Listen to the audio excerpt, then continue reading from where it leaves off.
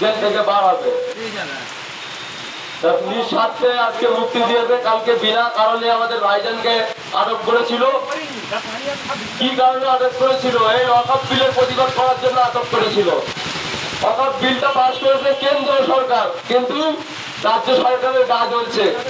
কেন রাজ্য সরকারের গা জ্বলবে? এটা বাংলার মানুষের প্রশ্ন করা দরকার আগামী দিনে।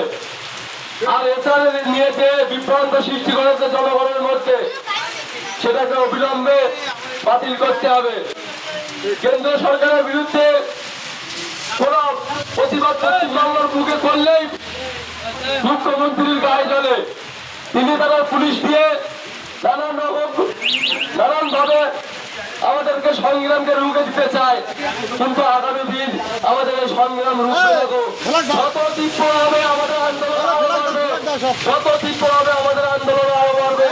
তাই বলছি যে তোমরা যদি এত উন্নয়ন করে থাকো, তাহলে জনগণের সুস্থভাবে ভোটটা দিতে দেন, তাহলে বিরাট ব্যবসায়ী করে প্রমাণ পেয়ে যাবে যে আগামী দিন জনগণ কাকে চাচ্ছে। তাই বলছি বন্ধুরা, আপনারা ঝামেলা না করে ভাইয়ে ভাইয়ে যেভাবে আপনারা রাজনীতি করে সেইভাবে রাজনীতি করুন। নরগোষ্ঠীর দিকে একটা কথা বলেছেন যে যখন আমি শুভেন্দু অধিকারী যখন পার্লামেন্টে ঝগড়া বাঁধাবো, মারপিট করবো, তখন তোমরা জনগণে তোমরা ঝামেলা করবে, তার আগে না।